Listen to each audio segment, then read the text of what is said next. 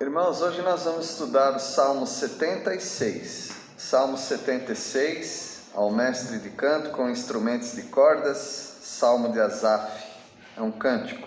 Alguns comentaristas desconfiam, eles não têm certeza, que esse salmo foi escrito após a vitória de Israel contra Senaqueribe.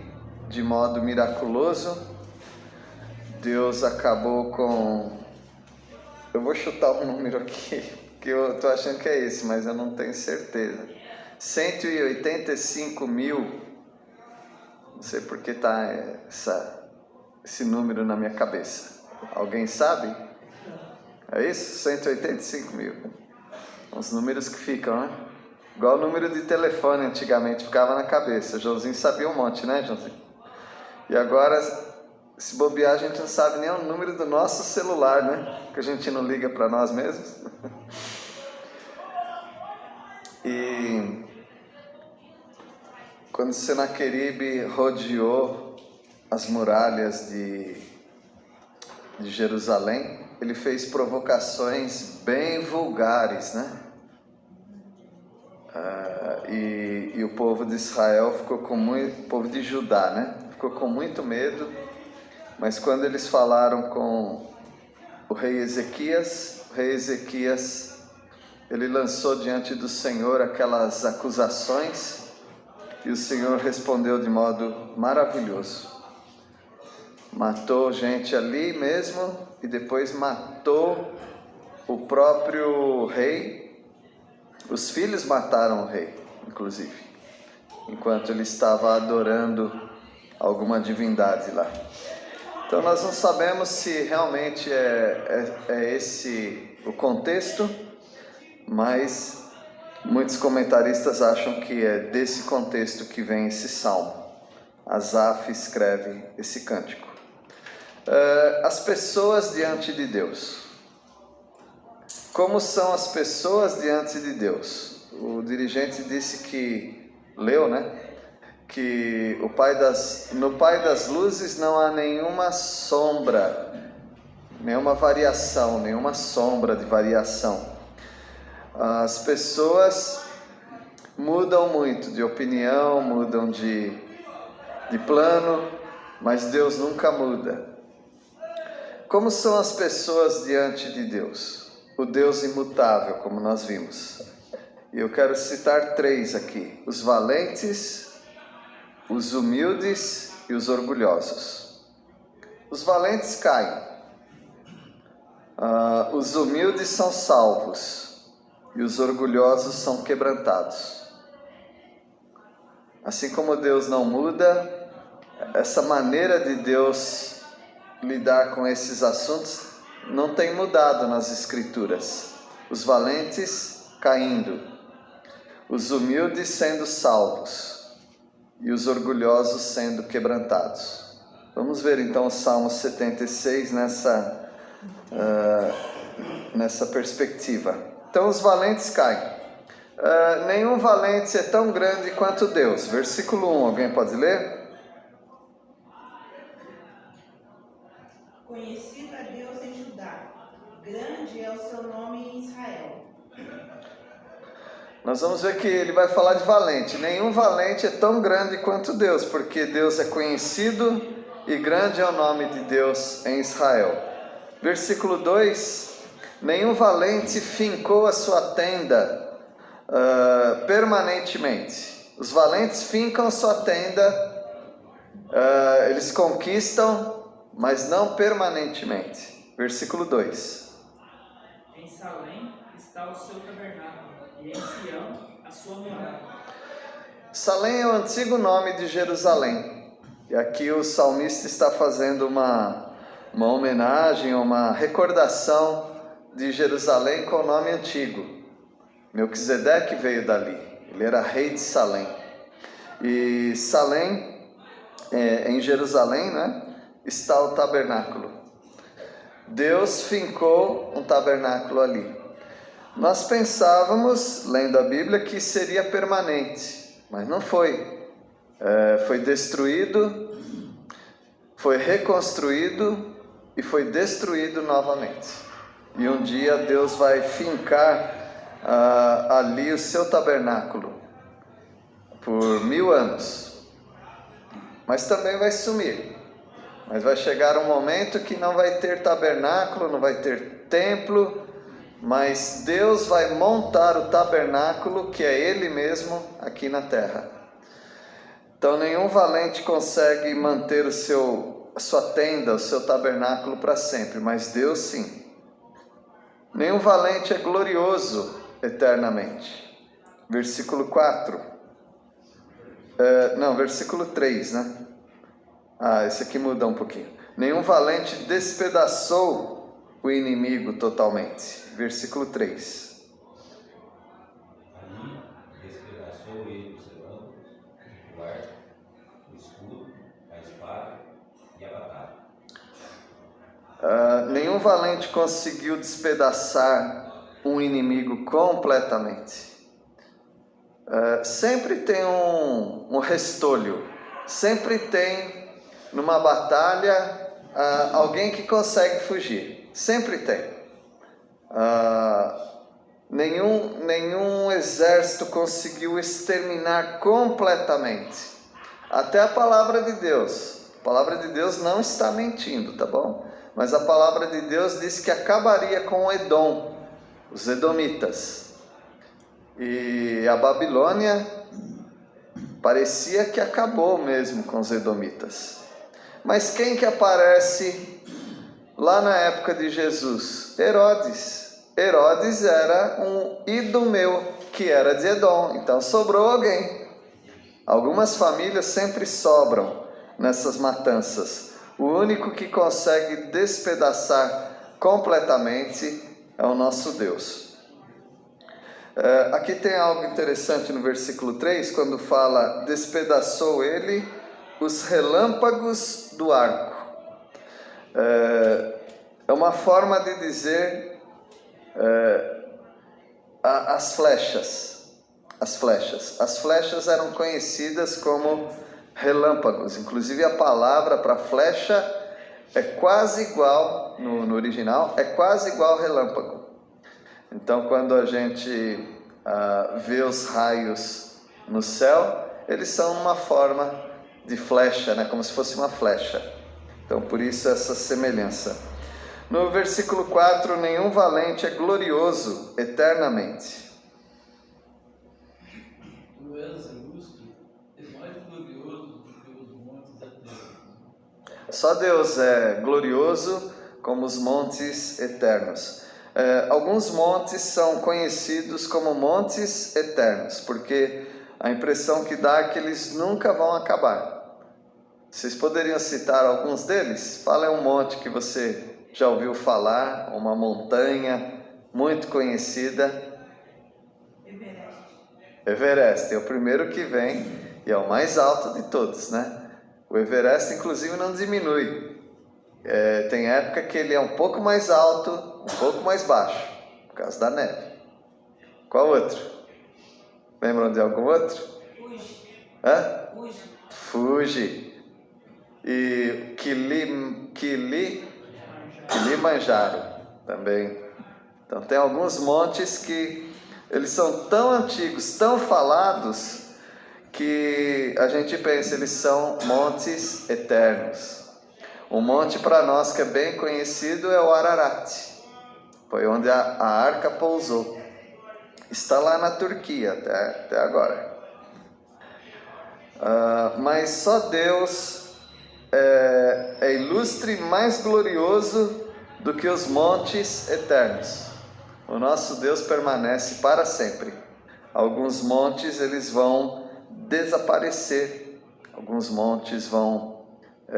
o Monte das Oliveiras, por exemplo, vai rachar no meio. Então Deus é o único que permanece além dos montes eternos.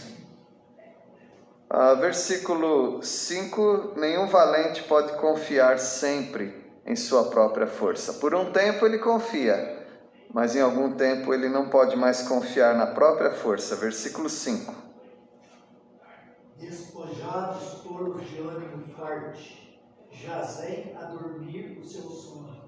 E nenhum dos valentes pode valer-se das próprias mãos. Nenhum valente consegue. Por um tempo pode ser que ele consiga. Todos os conquistadores, eles conquistaram, mas chega um momento que eles não aguentam mais. Ou porque eles ficam velhos, ou porque eles ficam deprimidos, ou bêbados, ou com doença. Eu estou lembrando de alguns, né? Citando isso, estou lembrando de alguns, que é o Alexandre Magno, que é também conhecido como Alexandre Grande, Napoleão Bonaparte, o Stalin, o Hitler, vários deles eram valentes, mas chega um momento que eles não aguentam mais. Ou eles tiram a própria vida, ou eles ficam doentes, velhos, deprimidos, como foi o caso do Alexandre, que conquistou o mundo todo e caiu numa depressão profunda e acabou morrendo. Nenhum valente consegue manter-se com a própria força, só Deus. E nenhum valente pode enfrentar a repreensão de Deus, versículo 6.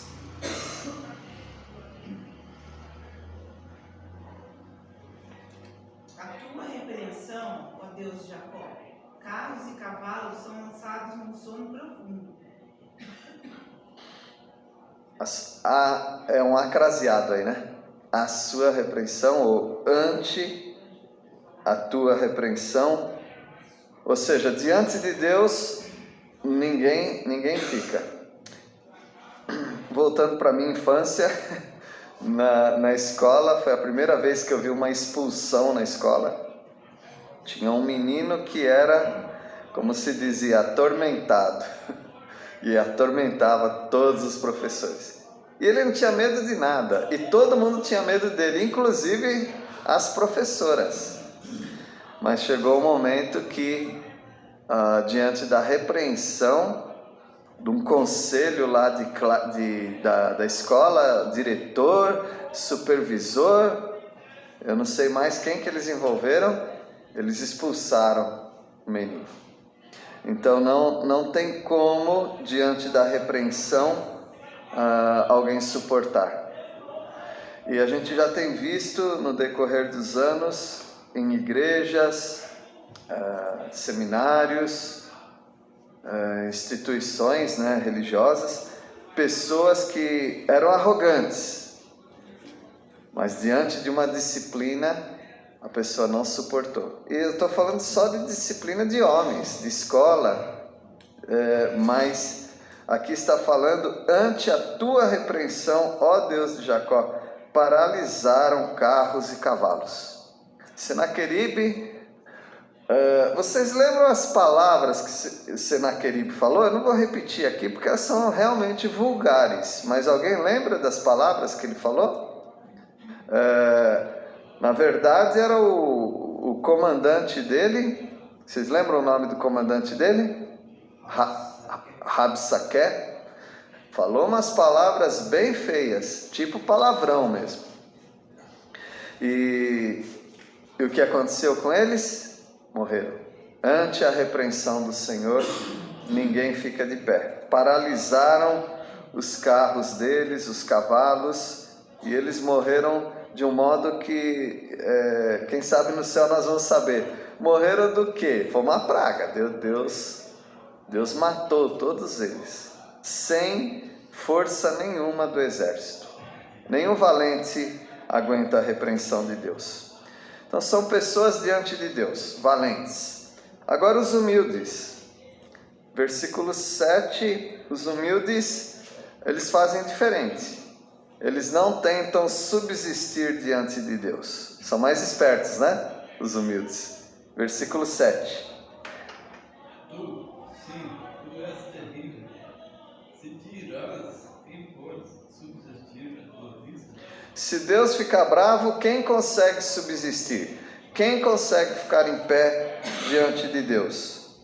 O humilde que é esperto também, ele fala: eu não vou subsistir, eu não vou enfrentar Deus, mas eu vou me aquietar. É isso que eles fazem. estou lembrando também daqueles grupos de 50 mais um que sempre morriam. Lembram? O profeta Eliseu ou Elias agora? Elias. Vinha e ele matava. Aí veio outro, matou. Vocês lembram o que aconteceu com o terceiro grupo? O capitão pediu misericórdia. Foi mais esperto, né? Então ele pediu misericórdia e recebeu a misericórdia de Elias, ou de Deus, né? Então assim é o humilde também. Ele procura não enfrentar Deus, porque ele sabe que ele vai perder. Versículo 8. Desde o céu fizeste os ouvidos teu juízo, tremeu a terra e se aquietou. Até a terra se aquieta quando Deus vem com o juízo dele, mas o humilde, ele faz exatamente isso. Ele espera a salvação em Deus. Esse é um grande ensino para nós, porque às vezes nós estamos um pouquinho contrariados com Deus. Não estamos? Acontece. E nós já vimos em vários salmos isso. Mas o humilde, ele prefere não levantar a voz contra Deus, mas esperar da salvação dele. Versículo 9. Ao levantar-se Deus para julgar e salvar todos os humildes da terra. Deus vem com o juízo dele, destrói montanhas, destrói reis, mas os humildes ficam na deles. Eles esperam a salvação no Senhor, e o que acontece? Ele julga e ele salva os humildes. Vamos ser humildes, meus irmãos. Os humildes é que sobrevivem à ira de Deus, não os arrogantes. E vamos falar dos arrogantes agora. Os orgulhosos são quebrantados. Sempre foi assim na Bíblia, e ainda tem gente que está tentando ser arrogante contra Deus, mas vai perder também. Versículo 10, os arrogantes, eles se iram, mas é inútil. Versículo 10. Pois até a ira humana é um combate, e o resíduo das iras te cinges. O arrogante vem com a ira contra Deus, e Deus acaba aproveitando aquela ira para se elevar mais ainda. Foi o caso do Golias. Golias veio com aquela ira, veio com aquela arrogância, e Deus foi glorificado com a ira de Golias. Então, quanto mais irado o soberbo for, mais Deus vai ser glorificado. E do resíduo das iras te cinges. Ou seja, se tem um resto de ira em alguém, Deus pega aquilo e faz daquilo um cinto. Ou seja, Deus é adornado com a ira dos arrogantes. É o troféu de Deus, é matar os arrogantes, destruir o orgulhoso. E os orgulhosos deveriam se render ao Senhor, igual os humildes fizeram. Versículo 11. Fazei votos e pagai ao Senhor, vosso Deus. Tragam presentes, os que estão em redor dele, aquele que é tremendo. É isso que Senaqueribe deveria fazer, Rabsaqué deveria fazer. Inclusive, Rabsaqué falava, qual Deus que conseguiu ir contra a Síria? Nenhum Deus. Aí ele foi mencionando os deuses de Amon, Moabe, nenhum Deus conseguiu.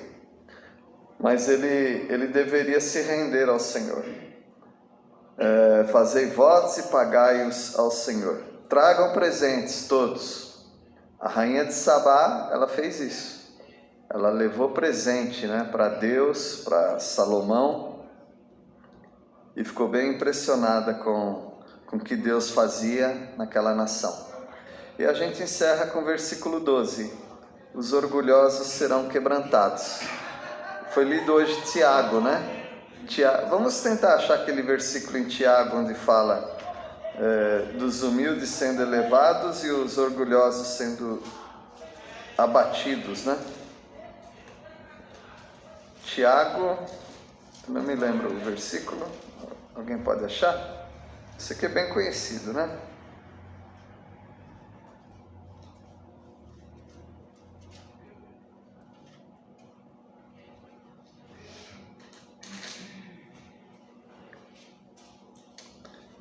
Deus resiste aos soberbos? Isto, 4:6. Isso aí, ó. Pode ler, por favor.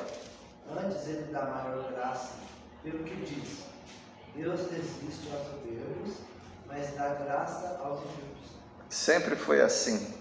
Sempre. Desde o início você percebe isso, até a última batalha, que vai ser aquela chamada Gog e Magog, quando o Senhor vai abater o próprio diabo, né? Então, versículo 12, em Salmo 76, 12, alguém pode ler? Ele ceifará o espírito dos príncipes. É tremendo para com os reis da terra. Isso. Então ele vai para com os príncipes, o espírito dos príncipes, ele vai... qual verbo aí? Ele vai fazer o quê? Ceifará. Ceifará. Deus vai ceifar. Ele quebranta o orgulho dos príncipes. É tremendo aos reis da terra.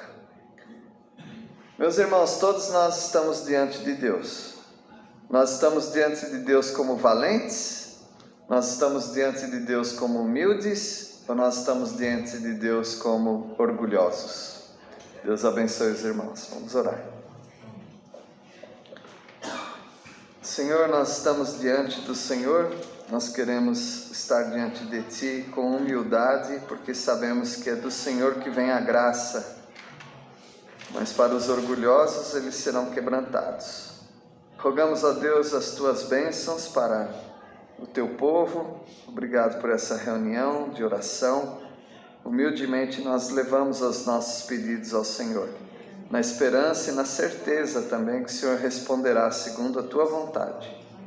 Nós oramos, ó Deus, em nome de Jesus. Amém.